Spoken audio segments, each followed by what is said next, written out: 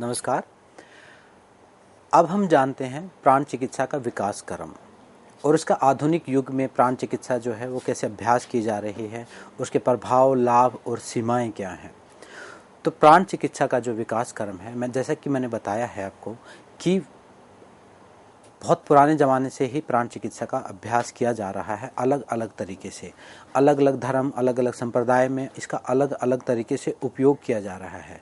आधुनिक युग में जो है वो प्राण चिकित्सा का जो इसको रेकी के रूप में सिखाया जाता है, जो कि डॉक्टर मिकाऊ उसूई हुए, उन्होंने भारतीय शास्त्रों से ही इस विद्या को निकाल के, उन्होंने इसके पूरे इतिहास को समझ के, उस भारत के शास्त्रों से उस विद्या को निकाल के उसको एक पर्टिकुलर एक फॉर्म दी, एक स्टेप बाय स्टेप सिस्टम बनाया है जिसमें किसी का नुकसान भी ना हो और ज़्यादातर लोगों तक वो चीज विद्या पहुंच सके।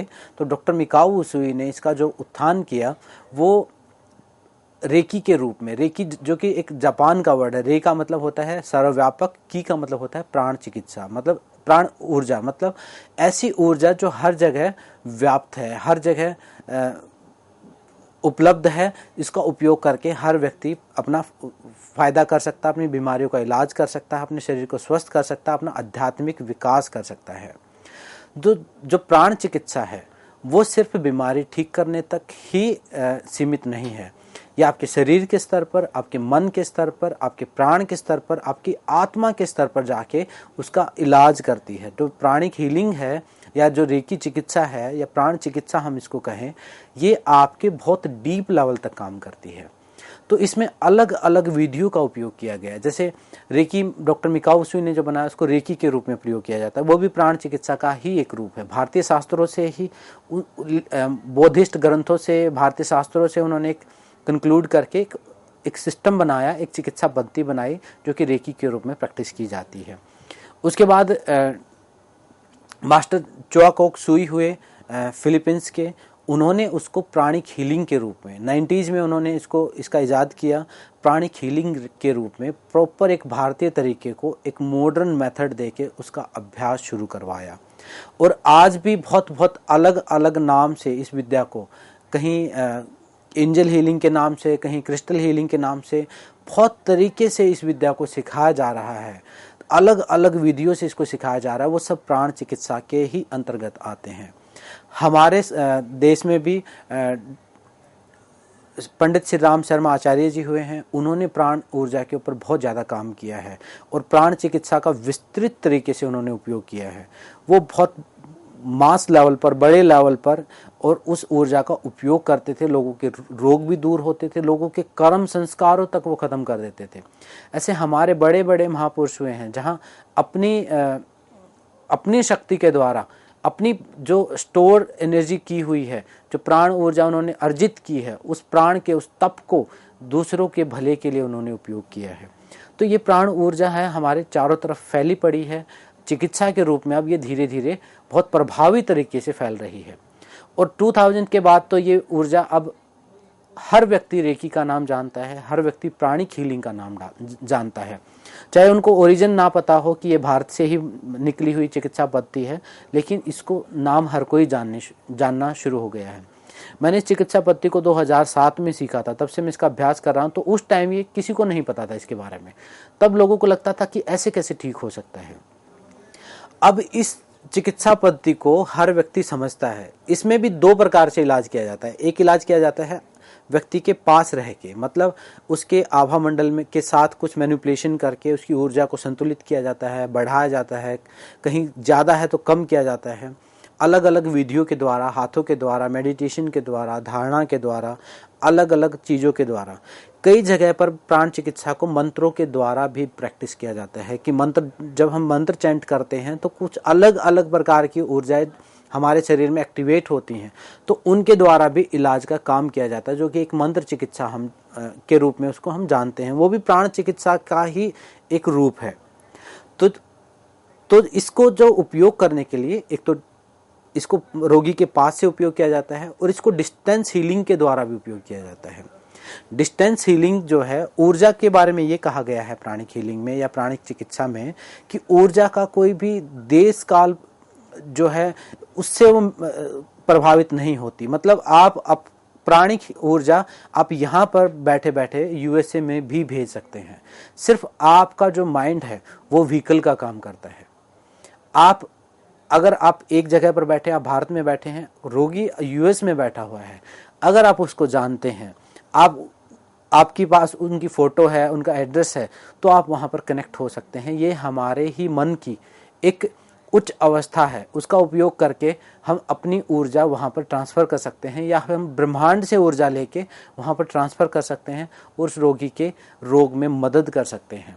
वो रोग चाहे शरीर के स्तर पर हो, चाहे वो मन के स्तर पर हो, बुद्धि के स्तर पर हो, साइकोलॉजिकल हो, इमोशनल हो, कोई भी दिक्कत हो, उसमें हम सुधार कर सकते हैं। और बहुत रिसर्च हो चुके हैं इन चीज़ों के ऊपर कि प्राण चिकित्सा बहुत पर्टिकुलर तरीके से, एकदम प्रैक्टिकल मेथड से, ऐसा नहीं कि कोई धारणा है या सिर्फ विचार है या सिर्फ साइकोसोमेटिक एक इफेक्ट है या प्लेसिबो इफेक्ट है, ऐसा नहीं है।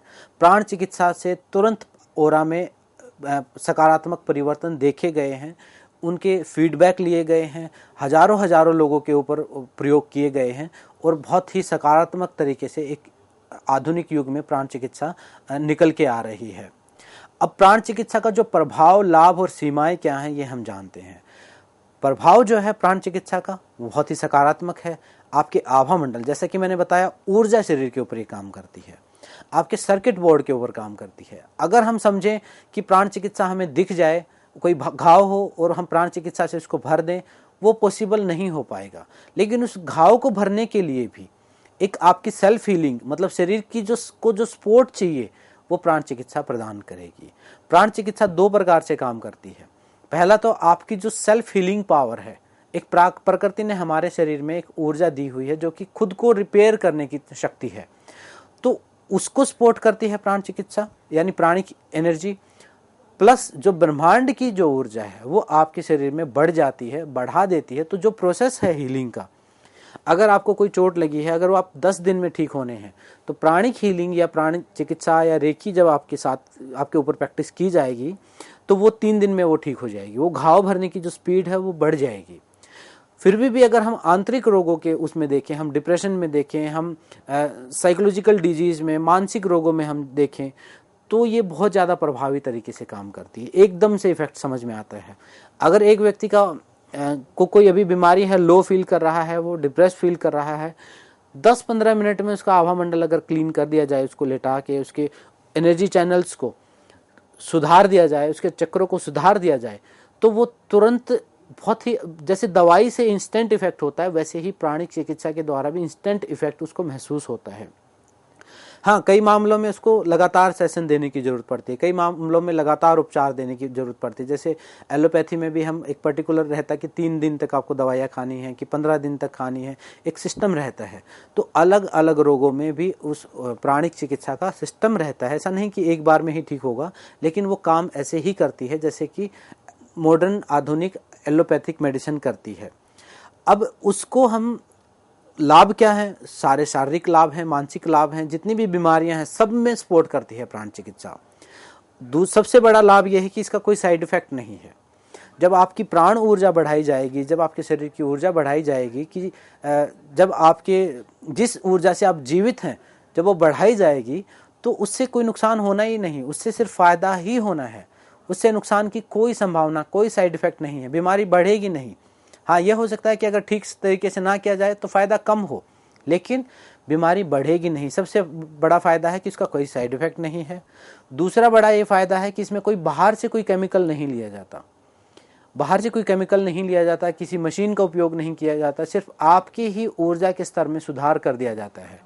और जो हीलर जो होता है, जो चिकित्सक जो होता है, वो भी कोई बाहर के कम से कम इक्विपमेंट यूज होते हैं। कभी कभी कोई क्रिस्टल हीलिंग, क्रिस्टल्स के थ्रू, वो जो कि एक प्राकृतिक पत्थर रहते हैं, उनके थ्रू हम ऊर्जा में सुधार करते हैं। कई लोग अपने हाथों का उपयोग करते हैं, कई लोग पानी का उपयोग करते हैं, सिंपल तरीके। कई बार हवन यज्ञ का भी उपयोग किया जाता है उस चिकित्सा को, उस ऊर्जा को सुधारने के लिए। तो जब हम अलग अलग तरीके से करते हैं तो वो बहुत ही नेचुरल तरीका है, उसमें कोई केमिकल नहीं है, कोई नुकसान की संभावना नहीं है, कोई ज़्यादा खर्चे की चीज़ नहीं है। तीसरा लाभ ये है कि शारीरिक, मानसिक, स्पिरिचुअल, अधिदैविक, भौतिक सभी में ये काम करती है। सभी में स्पिरिचुअल लेवल पर ये काम करती है, आपके इंटरनल लेवल पर जाकर काम करती है।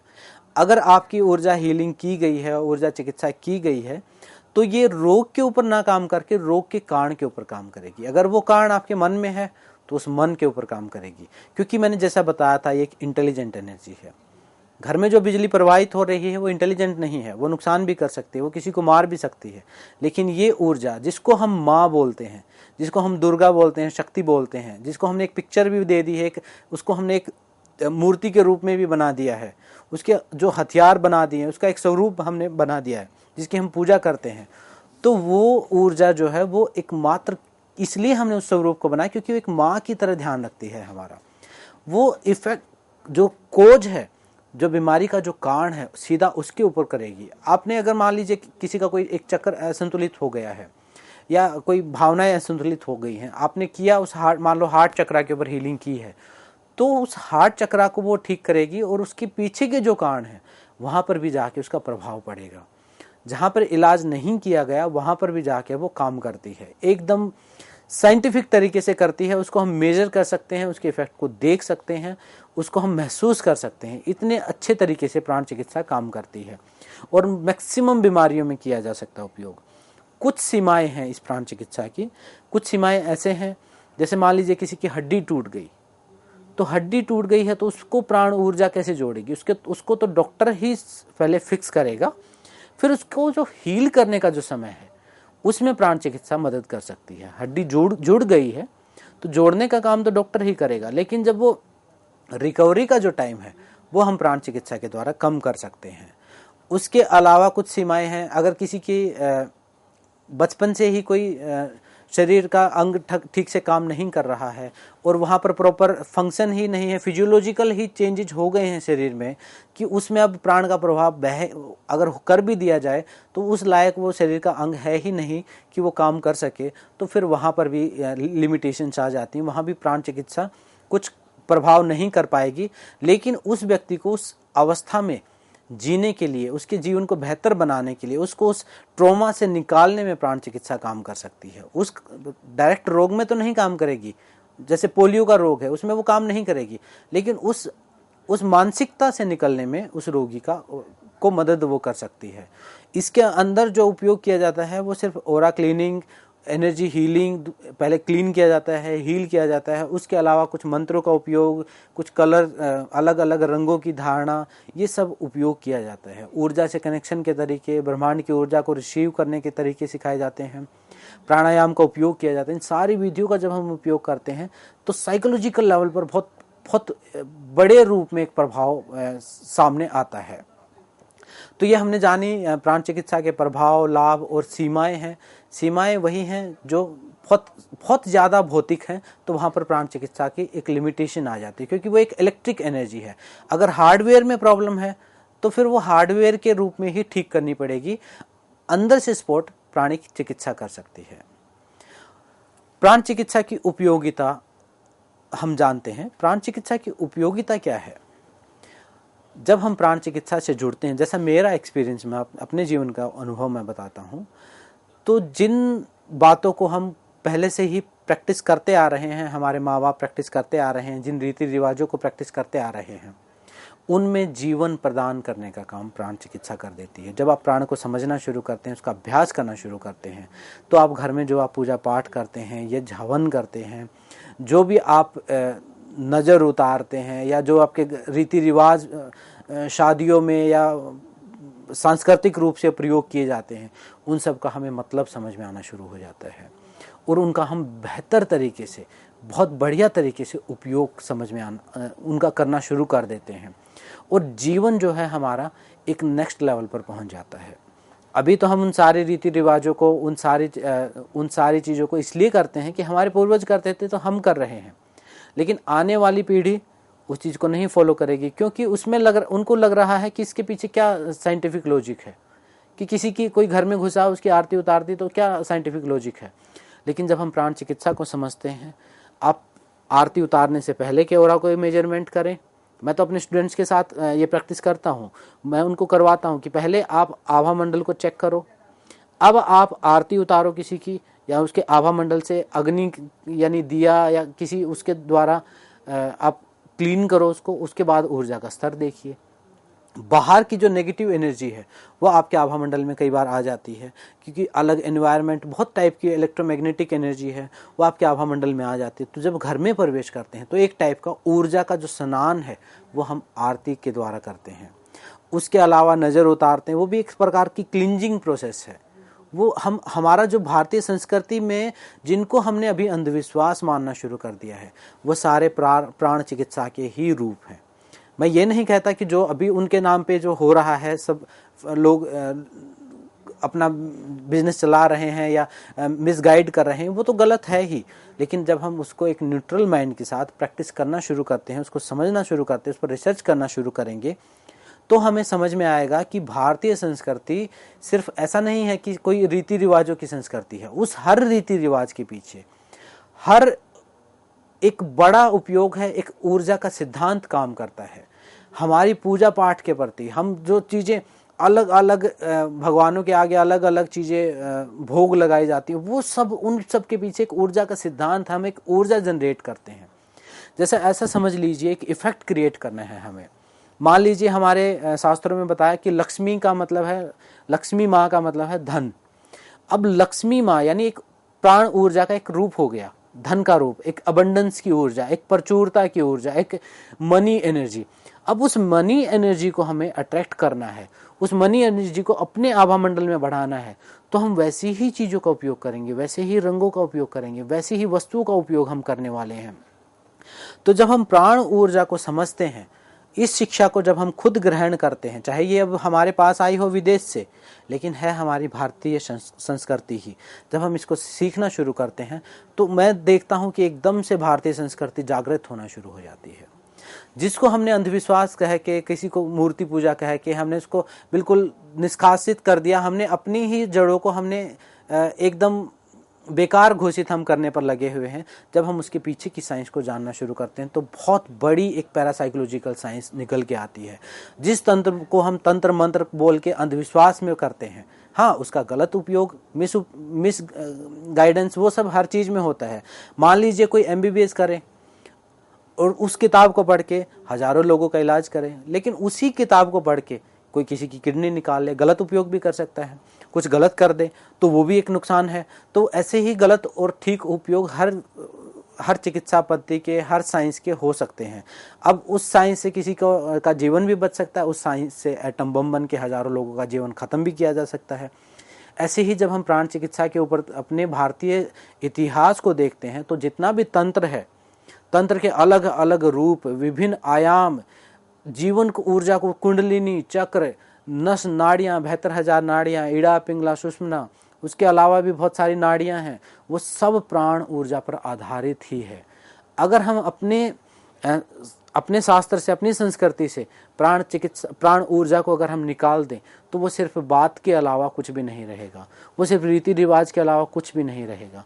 अगर हमें भारतीय संस्कृति को बचाना तो हमें प्राण को समझना पड़ेगा, उसकी उपयोगिता को समझना पड़ेगा, उसके उपयोग अपने दैनिक जीवन में करने पड़ेंगे। उसको अंधविश्वास ना समझ के, उसको ब्लाइंडली फॉलो ना करके, उसको एक साइंटिफिक रिसर्च का टॉपिक बनाना पड़ेगा। बहुत सारे रिसर्च किए भी जा रहे हैं प्राण चिकित्सा के रूप में। अगर आप एक औषधि, जितना भी हमारा आयुर्वेद हम बना है, तो हमारे ऋषियों ने हजारों औषधियाँ अगर इजाद की हैं तो वो कोई एक एक रिसर्च करके नहीं की हैं।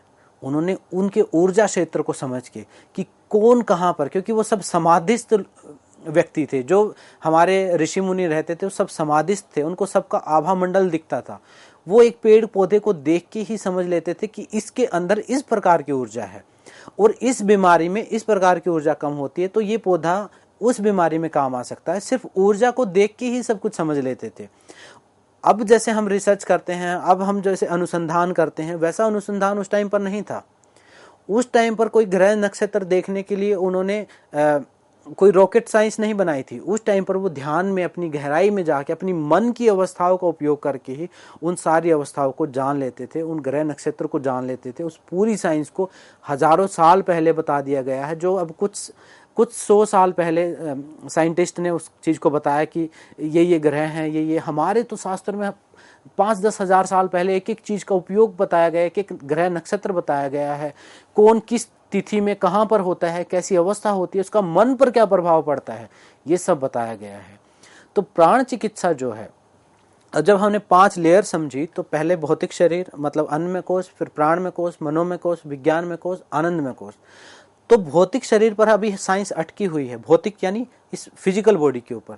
जब हम इसको थोड़ा सा और जानना शुरू करेंगे तो हमें समझ में आएगा कि हमें सिर्फ भौतिक शरीर ही नहीं, हम एक ऊर्जा का पुंज भी हैं, हमारे अंदर एक बिजली भी बह रही है, एक प्राण विद्युत भी बह रही है।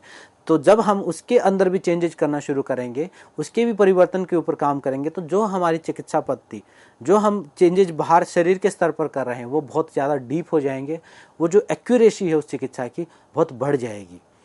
फिर जब धीरे धीरे हम जब प्राण चिकित्सा को समझते समझते जब हम नेक्स्ट लेवल पर हम जाएंगे, तो हमें समझ में आएगा कि यहाँ से अध्यात्म शुरू होगा। प्राण को मैं देखता हूँ भौतिक जीवन और आध्यात्मिक जीवन के बीच का मार्ग। मतलब अगर हमें अध्यात्म को साइंस समझना है, धर्म और अध्यात्म को धर्म और साइंस को, विज्ञान को जोड़ना है, तो प्राण उसके बीच का सेतु का काम कर सकता है।